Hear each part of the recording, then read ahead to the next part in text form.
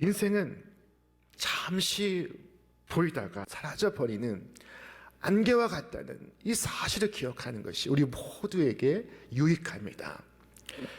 이 사실을 망각함으로써 이 세상의 많은 사람들은 속이 편할지 모르지만, 그러나 우리는 이 땅에서 이 사실을 기억함으로 우리가 소유한 것, 누리는 것, 모든 것이 우리의 영원한 안식처가 아니라는 사실을 상기합니다. 반대로 내가 곤경에 처했고 가난의 짐을 지고 있다 할지라도 그 때문에 크게 슬퍼하지 않을 수 있습니다. 이 가벼운 고난은 잠시뿐이며 이제 우리에게 나타날 영광과 좋게 비교할 수 없다는 것을 우리가 깨닫기 때문입니다. 오늘 본문의 말씀은 스데반의 삶의 마지막 순간을 우리에게 보여주고 있습니다. 그는 기독교 역사상 최초의 순교자입니다. 스데반은 가난한 자들에게 구제를 베푸기 위하여 초대교회 최초로 임명받은 집사였습니다. 그는 임무를 훌륭하게 수행했고 그로 인하여 온 교우가 기뻐했습니다. 사도는 그 덕분에 정말 감당해야 할 사명, 말씀과 기도에 힘쓸 수 있게 되었습니다. 그런 그가 유대인의 최고 법정에 소환되어 있습니다. 대개 복음의 반대자들은 선한 사업에 힘쓰는 성도를 향하여 분노하기 마련입니다.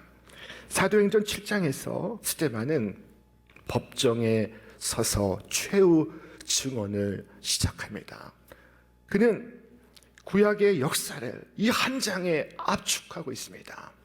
이 한 장으로 요약하면서 주제 의식을 분명히 하고 있습니다. 그것은 순종과 불순종의 역사였습니다. 스데반은 말하기를 하나님께서 요셉을 보내셨으나 그의 형제들이 그를 핍박했으며 하나님께서 모세를 보내셨으나 그의 백성들이 그를 거부했으며 하나님께서 당신의 아들 예수를 보내셨으나 마침내 그들이 예수를 십자가에 못 박아 죽였다라고 말했습니다. 이스라엘 사람들아, 너희가 과거 역사에 불순종한 사람들을 보고 있느냐? 그것이 과거에만 있는 줄 아느냐? 오늘 지금도 계속되고 있다라고 말했습니다. 그때 그 말을 듣는 유대인들의 반응은 어땠을까요? 성경은 말씀하기를 그들이 이 말을 듣고 마음에 찔려 그를 향하여 이를 갈거늘 이라고 말씀합니다. 우리는 여기에서 죄를 지적받을 때 양심의 소리를 외면한 채 회개를 거부하는 인간의 악한 모습을 만날 수가 있습니다. 하나님의 말씀이 그 마음에 분명히 꽂혔는데 그들은 놀랍게도 이를 갈고 있습니다. 사도행전 2장을 보면은 똑같은 맥락에서 베드로가 3,000명의 유대인들 앞에서 설교하는 장면이 있습니다. 자, 여기에서도 이 찔렸다는 단어가 등장합니다. 베드로는 너희가 예수님을 십자가에 못 박았다 라고 설교했습니다. 여러분, 실제로 누가 예수님을 십자가에 못 박았습니까? 로마 병사들입니다. 조금 더 책임을 묻는다면 로마 빌라도 총독입니다. 조금 더 책임을 묻는다면 유대인의 제사장 가야바입니다. 조금 더 책임을 묻는다면 예수님을 배반한 제자 가룟 유다입니다. 그런데 3,000명이 무슨 잘못이 있다고 그들에게 너희가 주 예수를 십자가에 못 박았다라고 말할 수 있겠습니까? 그때 그들이 뭐라고 반응했을까요? 우리 말씀을 같이 읽겠습니다. 그들이 이 말을 듣고 마음에 찔려 베드로와 다른 사도들에게 물어 이르되 형제들아 우리가 어찌할꼬 하거늘. 자, 말씀이 그들의 마음에 꽂혔을 때 그들은 탄식했습니다. 신음했습니다. 우리가 어찌할꼬.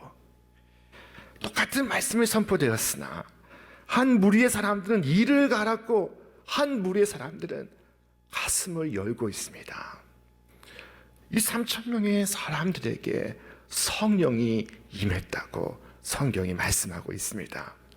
여러분, 우리 모두는 이 말씀에 찔리기 위하여 오늘 이 자리에 나온 사람들입니다. 무슨 말씀이든 나를 위한 말씀으로 받기 위해서 이 자리에 섰습니다.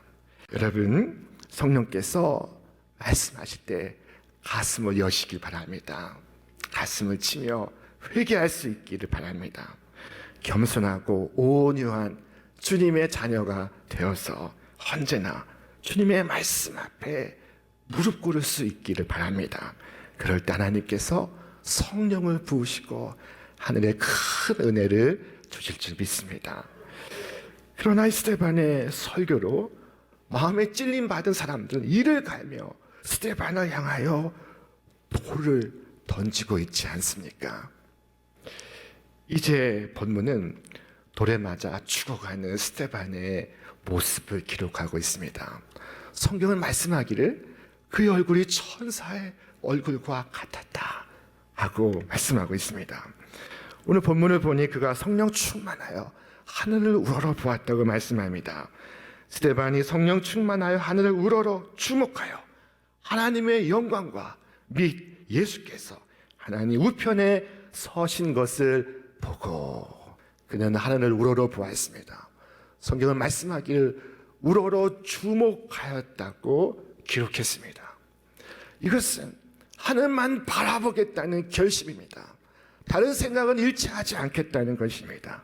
집중적으로 주목해서 하늘을 바라보았습니다. 그때 하늘이 열리고 그리스도께서 일어서시는 것을 보았습니다. 이래서 하늘을 보는 것입니다. 여러분, 하늘이 열린 것을 볼 수 있기를 바랍니다. 하늘은 닫힌 것이 아니라 열린 것입니다. 잊지 말아야 할 것입니다. 앞도 막히고 뒤도 막힐 때 여러분 고개를 들어 하늘을 바라보시기를 바랍니다. 위를 바라보는 것, 이것이 성령 충만한 성도의 자세입니다. 그리고 그는 이내 무릎을 꿇었습니다. 날아오는 돌에 맞으면서 그는 그 순간 피투성이가 되고 정신이 혼미해졌을 것입니다. 여러분 한번 상상을 해보십시오. 얼마나 어려운 순간입니까? 엉망이 된 육신의 정신은 오락가락합니다. 이 순간 그가 무릎을 꿇은 것입니다.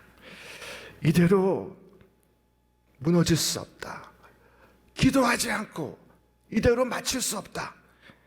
그래서 몸을 가누고 무릎을 꿇은 것입니다. 기도의 자세를 취한 것입니다. 무릎을 꿇고 기도하는 스데반의 기도는 간단했습니다. 우리 함께 말씀 읽겠습니다. 스데반이 부르짖어 이르되 주 예수여 내 영혼을 받으시옵소서. 스데반이 주 예수를 부릅니다. 하나님과 인간 사이 유일한 중보자 대신 주님을 부르고 있습니다. 그는 그 순간 아내를 부른 것도 자식을 부른 것도 친구를 부른 것도 아니었습니다. 그는 그 순간 자신이 이룬 선행과 업적과 지위와 명예를 나열하지 않았습니다. 그는 그 순간 주 예수를 불렀고 그 순간 자신의 영혼을 구주의 손에 맡기고 있었습니다. 여러분, 긴 이야기가 필요 없습니다. 죄의 문제, 자식의 문제, 세상에 대한 미련 다 접었습니다. 그는 과부와 고아를 돌보는 사람이었습니다. 그러나 그 순간 가난한 사람들은 어떻게 하지? 과부들은 어떻게 살아가지? 고아들은 누가 돌볼까? 라고 말하지 않았습니다. 그는 심지어 내 가족, 내 아이들은 이제 어떻게 되나? 라고 말하지도 않았습니다. 그런 말을 한마디도 하지 않았습니다. 그는 열린 하늘을 바라보며 땅에 있는 교회와 가족에 대하여 별로 생각하지 않았습니다. 물론 교회와 가족을 온 마음과 몸으로 사랑했습니다. 그는 지금 그 사랑하는 교회와 가족을 주님의 손에 맡겨버렸습니다. 사랑하는 가족을 미쁘신 구주께 맡겼습니다. 그는 나팔 소리와 함께 이제 일어나라 하는 소리를 들었습니다. 그는 그 부름에 응답하고 있습니다. 그는 자신의 근심과 걱정을 내려놓고 주께서 열어주신 안식에 들어가고 있습니다. 여러분, 이 스데반의 이 마지막은 숭고한 생의 순간이었습니다. 그의 죽음은 예술입니다. 주여, 이 죄를 그들에게 돌리지 마옵소서, 이 말을 하고 자니라. 주님, 나는 저들을 미워하지 않습니다. 나는 돌에 맞아 죽습니다만 결코 저들을 미워하지 않습니다. 이 미움 갖고 천성에 들어가기를 원하지 않습니다. 하나님이여, 저들의 허물을 용서하시고 저들의 죄를 저들에게 돌리지 마옵소서. 스데반은 오히려 자신을 죽이는 자를 위하여 기도하고 있습니다. 저들을 용서해 달라고 주님께 간구하고 있습니다. 그는 주님의 기도를 하고 있었습니다. 주께서 뭐라고 기도하셨습니까? 십자가 위에서 아버지, 저들을 사하여 주옵소서, 자기들이 하는 것을 알지 못함이니이다 라고 기도했습니다. 주께서 죽어가면서 살인자들을 위하여 기도하시는데 스데반이 주님의 기도를 닮아가고 있습니다. 이처럼 마음속에 천사의 마음을 갖고 있는데 어찌 그 얼굴이 천사의 얼굴이 되지 않겠습니까? 이 법정에서 스데반이 결국 순교를 합니다. 성경은 이 말을 하고 자니라 라고 기록했습니다. 그가 마지막 기도를 드리고 나서 죽었다는 뜻입니다. 그러나 성경의 이 표현이 정확한 표현입니다. 그는 죽지 않았습니다. 그는 새하늘과 새 땅에서 다시 눈을 뜰 것입니다. 그가 비록 부서지고 상처 입은 채 쓰러졌지만 그는 주님의 품 안에서 깨어날 것입니다. 여러분, 이 세상에서 죽음이 끝인 사람은 두려움과 공포에 사로잡혀 살아갑니다. 죽음이 끝인 사람은 그들의 생이 죄와 허무와 결합합니다. 죽음이 끝이기 때문입니다. 그러나 죽음이 끝이 아닌 사람은 날마다 소망을 품고 의와 겸손으로서 저 천국을 예비합니다. 스데반이 숨을 거두는 바로 그 순간 의로우신 주님은 자리에서 일어서시고 계셨습니다. 여러분, 어느 순간에 자리에서 일어섭니까? 귀한 사람이 들어올 때 자리에서 일어서지 않겠습니까?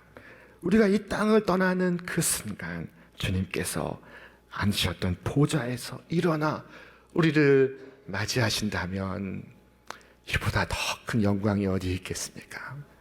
우리가 이런 사람이 되어야 하지 않겠습니까? 주님, 세상적으로 볼 때는 주님을 믿는 이 믿음 때문에 비록 가난하고 비록 초라한 삶일 수 있으나, 그러나 주님 앞에 서는 순간 주님께서 주의 발로 나를 안아주시고 주님의 영광으로 나를 감싸주신다면, 주님, 땅의 모든 것을 포기하고 고난을 택하겠습니다 라고 결단할 수 있기를 바랍니다. 스데반의 죽음은 장엄하고 숭고한 죽음이었습니다. 이보다 더 귀한 죽음은 없을 것입니다. 스데반은 위협에 굴하지 않았습니다.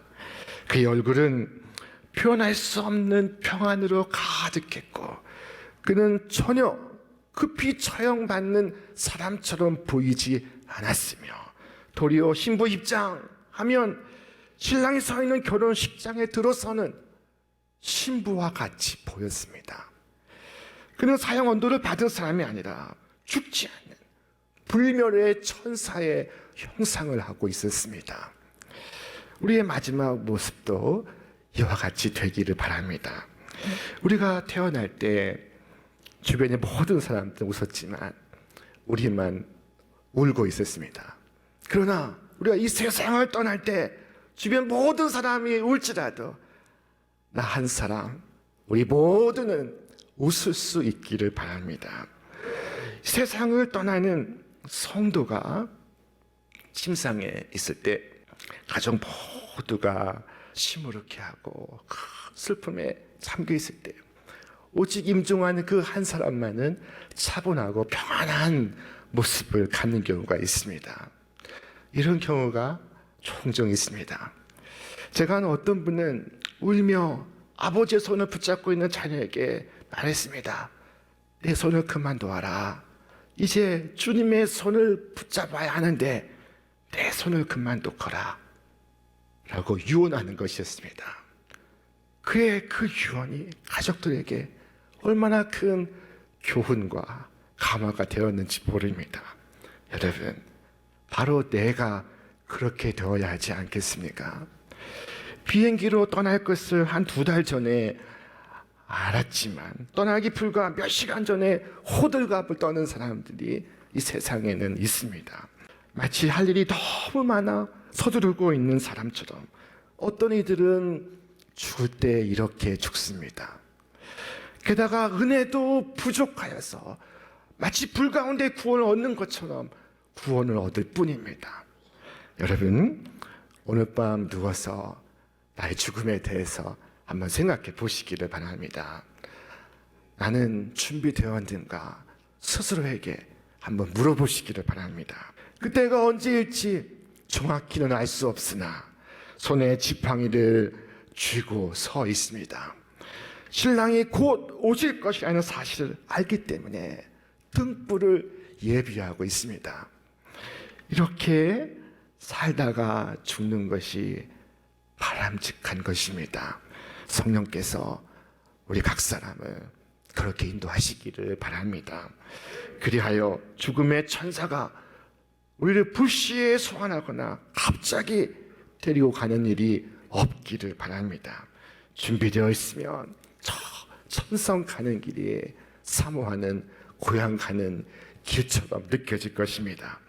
우리 마지막 순간까지 주님을 섬기다가 주님의 부르심을 받아야 할 줄로 믿습니다. 이를 게을리하고 기회를 허비한 고로 후에 막심한 상태에서 죽는 것은 믿음을 고백하는 성도들에게는 재앙적인 사건입니다. 다가올 하늘의 진노를 피하라 사랑하는 자녀들에게 아직 경고하지도 못했습니다. 인생을 의미 있게 살지도 못했습니다. 이를 이루지 못하고 목적을 완수하지도 못했습니다. 그때 떠나는 것은 얼마나 고통이겠습니까? 이제 더 이상 다른 수고를 전혀 할 필요 없이 모든 수고를 끝낸 후에 우리가 잠드는 것이 우리의 소망스러운 마지막이 되어야 할 줄로 믿습니다. 그런데 어떤 분들은 이 세상 일이 너무 바빠서 정말로 해야 할 일들을 하지 못하고 있습니다. 그렇게 죽게 된다면 여러 가지 하지 못한 일들 때문에 죽기를 싫어할 것입니다.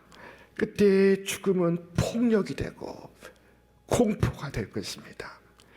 죽기 힘들 정도로 그렇게 살지는 않으시기를 바랍니다. 마지막으로 스데반의 이 죽음에서 우리가 중요하게 생각해야 될 대목이 있습니다. 그것은 바로 스데반의 순교의 결과로 사울을 얻은 것입니다.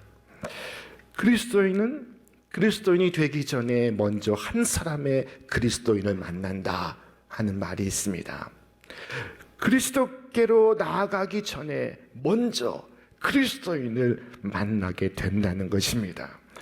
이 사울이라는 사람, 그는 뒤에 바울이 되는데 스데반을 죽이는데 공헌한 사람입니다.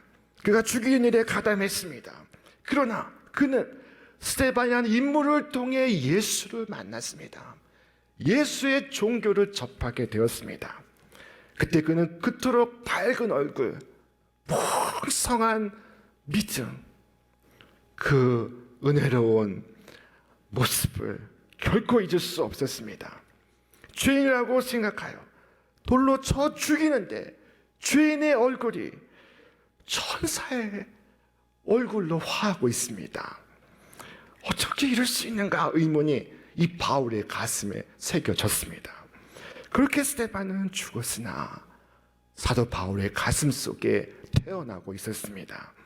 우리의 죽음이 큰 인물이 나게 하는 그런 죽음이라면 죽음마저도 얼마나 보람된 것이겠습니까? 우리의 죽음마저 쓰임받을 수 있다면 얼마나 복된 죽음이겠습니까? 나의 별세가 나의 자녀로 하여금 하나님을 만날 수 있게 한다면 얼마나 복된 마지막이겠습니까? 참으로 스데반은 헛되이 죽지 않았습니다. 자기보다 더 위대한 복음 전도자를 남겨놓고 대신 죽은 것입니다. 여러분, 어떻게 살고 싶습니까? 아니, 어떻게 죽고 싶습니까? 스데반의 이 장엄하고도 숭고한 죽음을 보십시오. 천사의 얼굴을 하고 주님의 영접을 받는 그의 모습을 보십시오. 그에게 놀라운 소망과 하늘의 영광이 임하고 있습니다. 우리는 올 한 해를 보내고 새로운 한 해를 맞이하는 순간에 섰습니다. 옛 세상을 버리고 새 세상을 맞이하는 순간에 직면해 있습니다. 여러분, 이 한 해의 끝자락에 서서 하늘을 우러러 주님을 바라볼 수 있기를 바랍니다. 그리고 나를 온전히 주님의 손에 위탁해 버리시길 바랍니다.